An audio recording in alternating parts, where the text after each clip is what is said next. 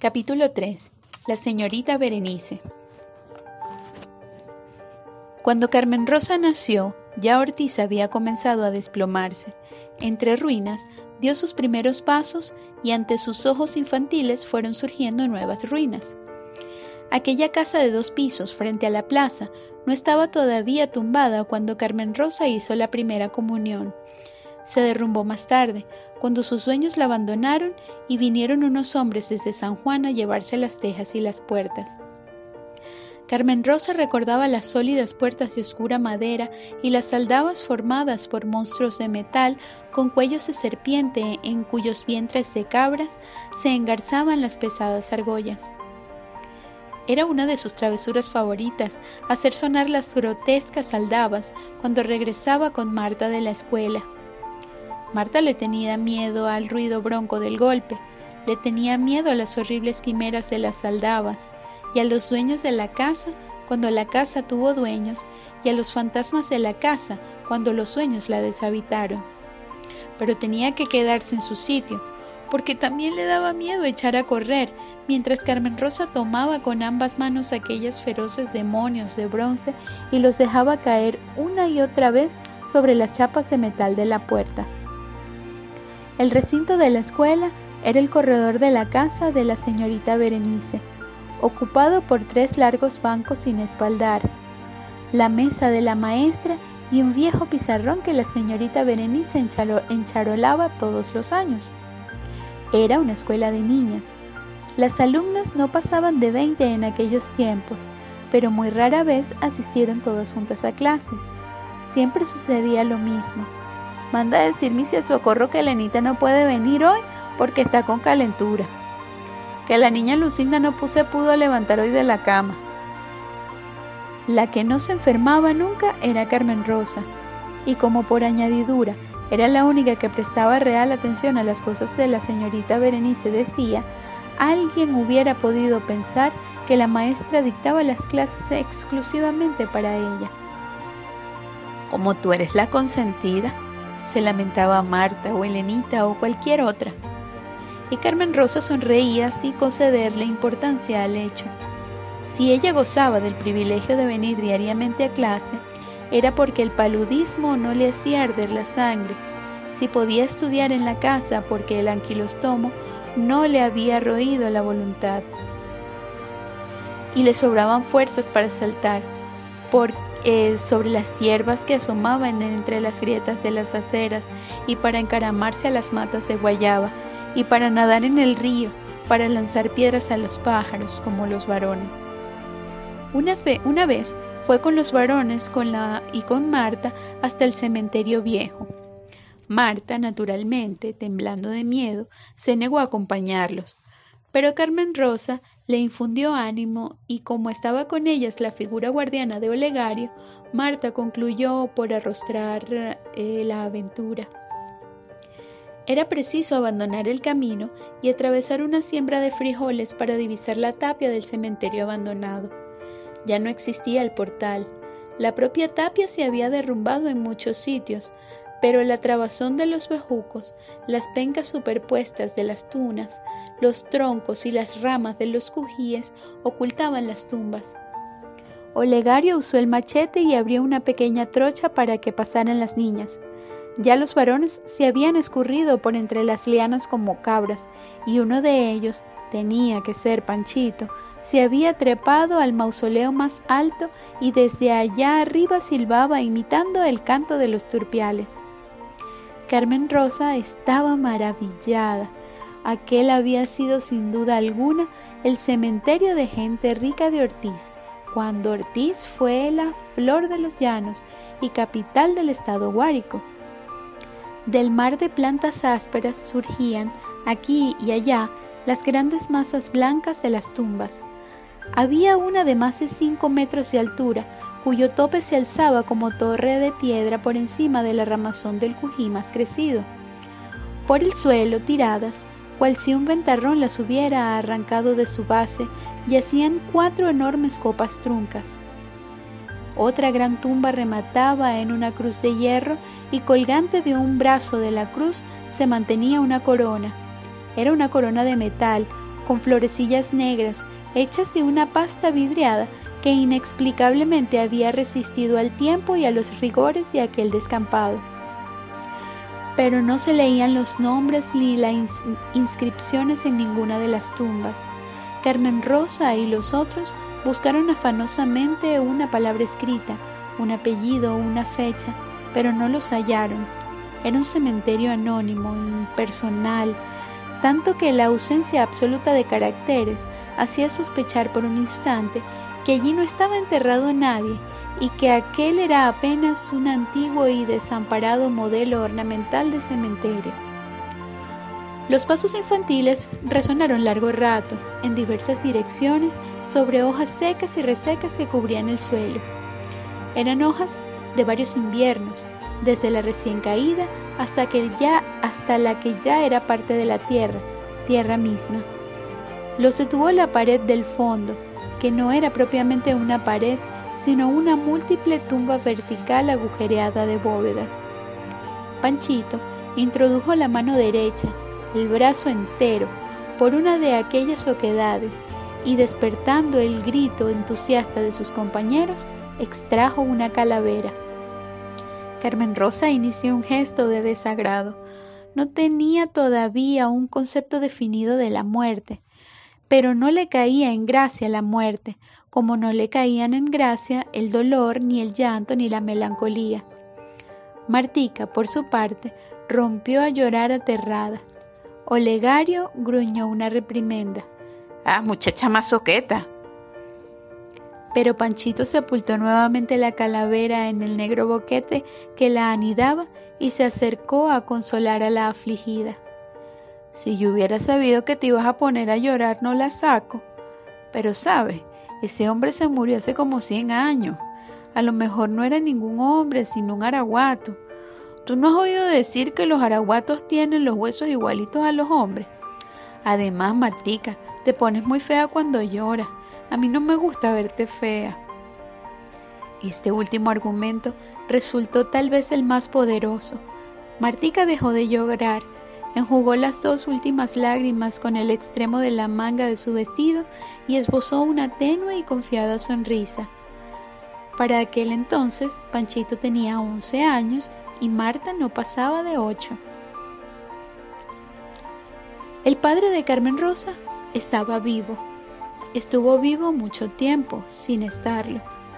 Antes de la tragedia, que así decían todos en el pueblo al referirse al suceso que mató en vida al señor Villena, el padre de Carmen Rosa fue uno de los hombres más importantes de Ortiz, tal vez el más importante en la balanza del respeto público. El señor Cartaya se lo había repetido muchas veces. Tu padre era un hombre recto como el tronco del tamarindo y trabajaba como no ha trabajado jamás nadie en este país de zángano.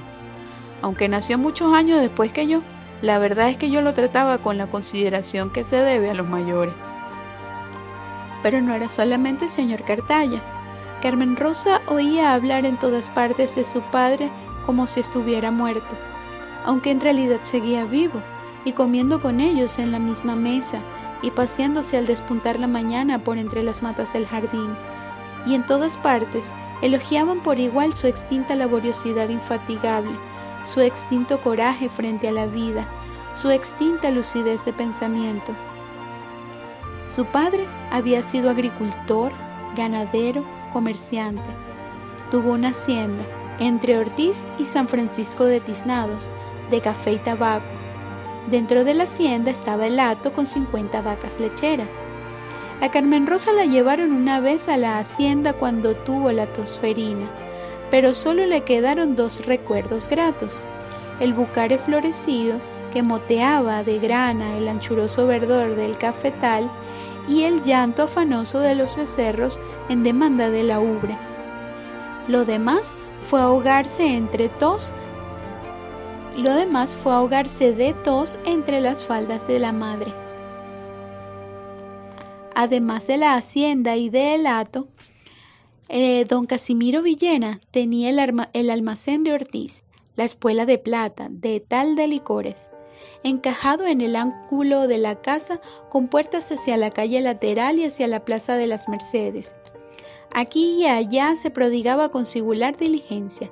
Se levantaba de madrugada, montaba el caballo ensillado por Olegario y llegaba al hato con el amanecer, a vigilar el ordeño de las vacas, a cooperar en el ordeño con sus propias manos. Llevaba él mismo las cuentas de la hacienda y sabía exactamente el número de matas, dónde estaban sembradas, cuánto producían en cada cosecha. Iba hasta Villa de Cura en mula a negociar los productos de la hacienda y a comprar mercancías para la tienda. Despachaba tras el mostrador cuando estaba en la casa, quitándole el puesto a Olegario. Medio de manteca, don Casimiro. Y servía la manteca. 2 torcos, don Casimiro. Y llenaba los vasitos de torco. 1 vara de zaraza, don Casimiro. Y medía la vara de zaraza. Y cuando no había nada que hacer en la tienda o era domingo, don Casimiro desclavaba cajones, fabricaba taburetes y repisas, curaba el moquillo de las gallinas o desarmaba un despertador maltrecho para hacerlo marchar de nuevo. Carmen Rosa recordaba solamente las postreras manifestaciones de aquella permanente, febril actividad, de aquel siempre estar haciendo algo útil que delineaba la imagen de su padre, no como la de un ser humano con debilidades y desfallecimientos, sino como la de una operante maquinaria con apariencia de hombre. Después sobrevino la tragedia. La tragedia se produjo durante la peste española, al concluir la guerra europea. Sobre aquel pobre pueblo llanero, ya devastado por el paludismo y la hematuria, ya terrón seco y ponedero de plagas, cayó la peste como zamuros sobre un animal en agonía. Murieron muchos hortiseños, 5 por día, 7 por día, 15 por día, y fueron enterrados quién sabe dónde y quién sabe por quién. Otros, familias enteras, huyeron despavoridos dejando la casa, los enseres, las matas del patio, el perro. Desde entonces adquirió definitivamente Ortiz ese atormentado aspecto de aldea abandonada, de ciudad aniquilada por un cataclismo, de misterioso escenario de una historia de aparecidos.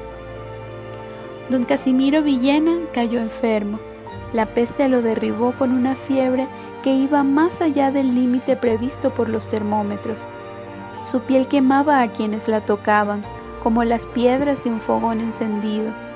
A las pocas horas de aquella ininterrumpida combustión interior, don Casimiro comenzó a delirar, a balbucir frases incoherentes, a relatar episodios que nunca habían sucedido, a ver fantasmas en los rincones del cuarto. «Déjame en paz, alma de Julián Carabaño, déjame en paz». Incluso voceaba palabras soeces que doña Carmelita jamás había escuchado antes y que oía entonces sin entenderlas, sacudida de espanto, acurrucada en el mecedor de esterilla y encomendándose a las ánimas del purgatorio.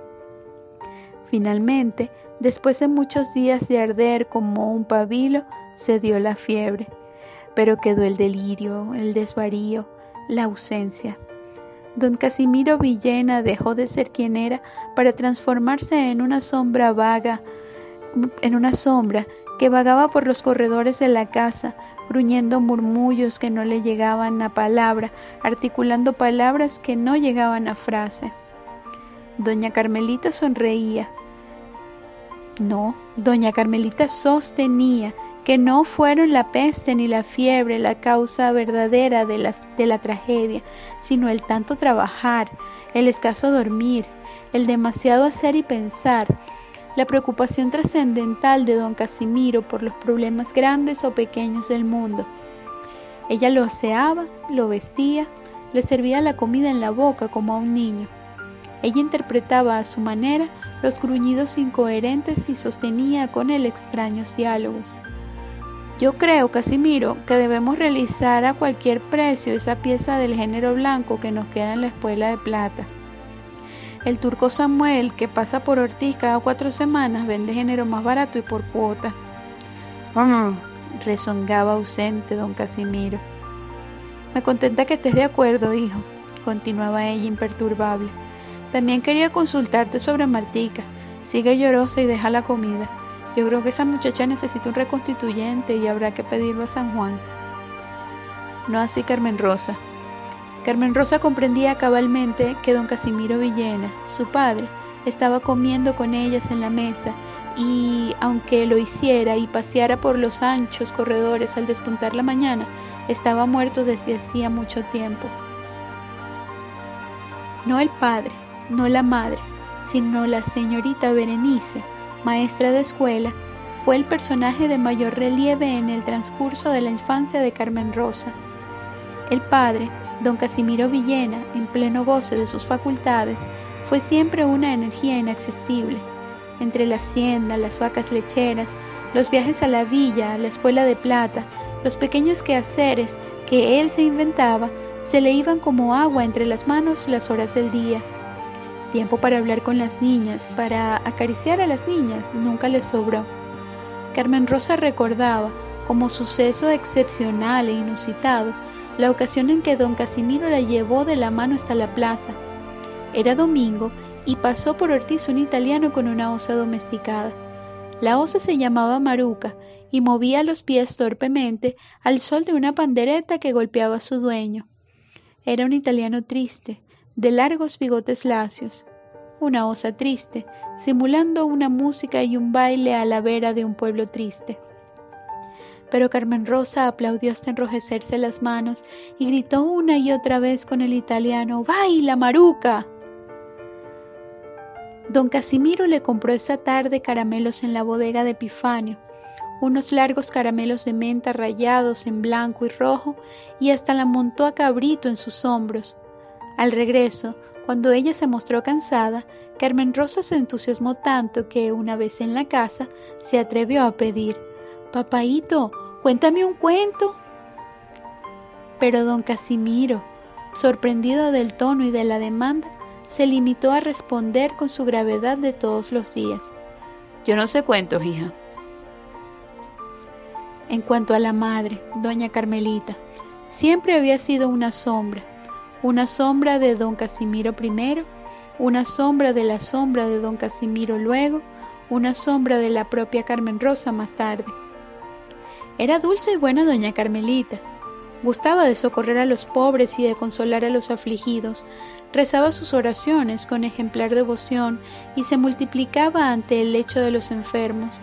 Pero por la infancia de Carmen Rosa pasó como una sombra amable que la vestía diariamente de limpio, le anudaba hermosos lazos azules en el pelo y la reprendía muy de tiempo en tiempo cuando era imposible dejar de hacerlo. «Carmen Rosa, no te subas a las ramas del cotoperí, que tú no eres un muchacho varón».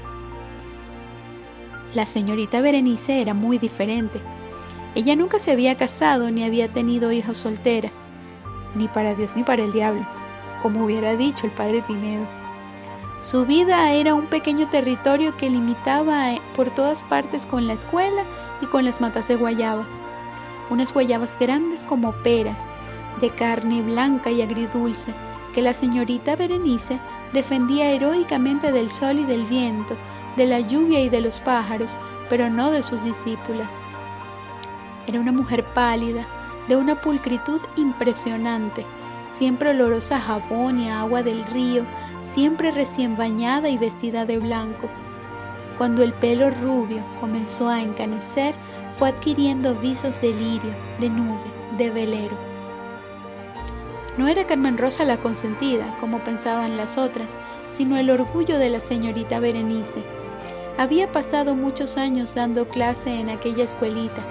Algún día la jubilaría el Ministerio de Instrucción, ya se lo habían prometido. Y jamás se sentó en los bancos de su corredor una muchacha más atenta, más estudiosa, más curiosa que ella. Llegaba la primera, con Martica a rastras, y se marchaba la última después de comerse las mejores guayabas y de hacer 1000 preguntas fuera de clase que las más veces ponían en grave aprieto a la maestra. «Señorita Berenice, ¿a qué distancia de nosotros queda la estrella más lejana?» «Señorita Berenice, ¿por qué no se derrama el agua de los mares cuando la tierra da vuelta?» «Señorita Berenice, ¿por qué las gallinas necesitan un huevo para poner sus hijos?» «Señorita Berenice, ¿De dónde salió la madre de los hijos de Caín? Tal vez Berenice escondía la añoranza de haber tenido una hija exactamente igual a Carmen Rosa. Tal vez pensaba acongojadamente en ese deseo no cumplido, a la hora del Ángelus, cuando la casa quedaba sola y la luz amarillenta de la lámpara de carburo hacía más desolada su soltería. Pero eso no significaba que Carmen Rosa fuera la consentida. Cuando se realizaron los exámenes de instrucción primaria, la señorita Berenice tuvo la oportunidad de demostrar a las demás alumnas y de demostrárselo a sí misma que su interés hacia Carmen Rosa no se debía a una predilección caprichosa ni a una injusta discriminación para con las otras niñas del pueblo. Había llegado un bachiller desde Calabozo, representando el Consejo de Instrucción, y constituyó el jurado examinador junto con ella misma y el señor Núñez, maestro de la escuela de varones. Por mucho tiempo recordaron en Ortiz aquellos aciagos exámenes que no pasaron de la prueba escrita. Se presentaron 17 alumnos, entre hembras y varones, de edades muy diversas. Pericote, por ejemplo, que era el mayor, ya usaba pantalones largos y se afeitaba el bigote. Aspiraban todos a pasar al 5º grado, a servir de semilla para la creación de un 5º grado en Ortiz, que no existía desde mucho antes de la peste española. El señor Núñez y la señorita Berenice, infinitamente más nerviosos que sus discípulos, sabían de antemano que aquello no era posible.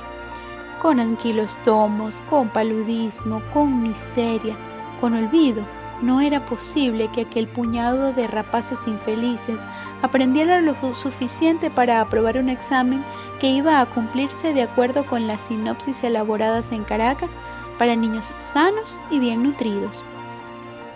La señorita Berenice estaba más lirio que nunca, y el señor Núñez se secaba el sudor con un pañuelo, mientras el bachiller de Calabozo dictaba las tesis correspondientes a la prueba escrita. El estado Trujillo, población, ríos, distritos y municipios. O de gramática, el adverbio, definición y clasificación. O la instrucción cívica, derechos constitucionales de los venezolanos. Al día siguiente sucedió lo inevitable. El bachiller de Calabozo llegó apenadísimo a la escuela del señor Núñez, donde había de celebrarse la prueba oral. Como quien lanza al agua un objeto inútil, dejó caer sobre el pupitre del maestro un espeso fajo de cuartillas. Ni haciendo un esfuerzo caritativo pueden aprobarse, dijo. Casi todos dejaron las páginas enteras en blanco, y los que intentaron desarrollar algún tema lo hicieron cometiendo infinidades de errores. Y luego la caligrafía tan rudimentaria, como si fueran niños de 6 años. Y la ortografía no se diga. Ustedes deben comprender. Núñez y Berenice comprendían demasiado. Inclusive deseaban hablar de otro asunto, del verano que había sido muy riguroso ese año, de la salud del obispo que se venía haciendo precaria, pero el bachiller insistió, esta vez sonreído. Por supuesto que hay una excepción. Las tesis de esta niña son excelentes. Y extrajo de una carpeta de cuero las páginas que había escrito Carmen Rosa. Un carmín candoroso se extendió por el rostro de la señorita Berenice. El propio señor Núñez, conmovido, estrechó efusivamente la mano de la maestra. Al bachiller de Calabozo le correspondió el trago amargo de anunciar la hecatombe al tropel anhelante que esperaba a la puerta de la escuela. Pueden regresar a sus casas, no hay prueba oral. Y la señorita Berenice, tomando de un brazo a Carmen Rosa, tú te quedas. Presentó la prueba oral, única a responder ante 3 examinadores, sin darse cuenta exacta de lo que estaba sucediendo, y luego, cuando comprendió que había llegado sola y sobresaliente a un 5º grado que nunca existiría, se echó a llorar.